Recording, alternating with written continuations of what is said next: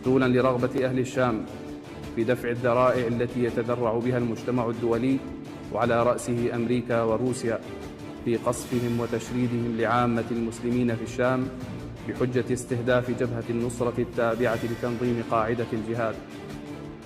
فقد قررنا إلغاء العمل باسم جبهة النصرة وإعادة تشكيل جماعة جديدة ضمن جبهة عمل تحمل اسمه جبهة فتح الشام، علما أن هذا التشكيل الجديد ليس له علاقة بأي جهة خارجية.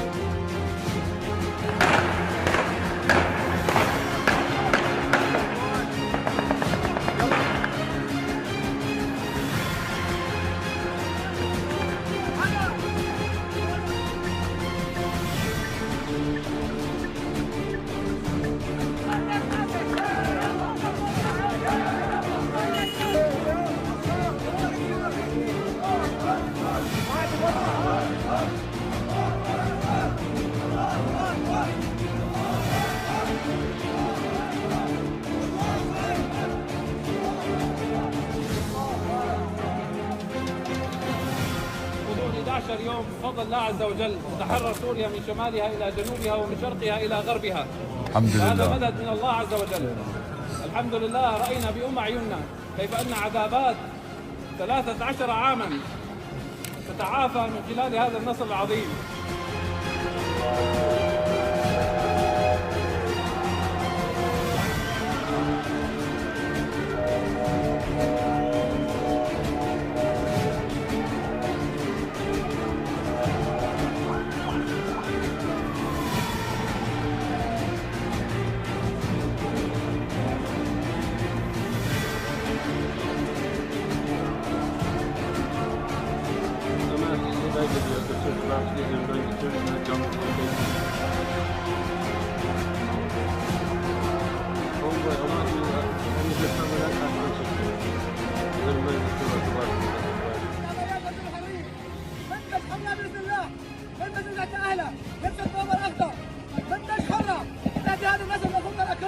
والعرب والتركمان تكبير.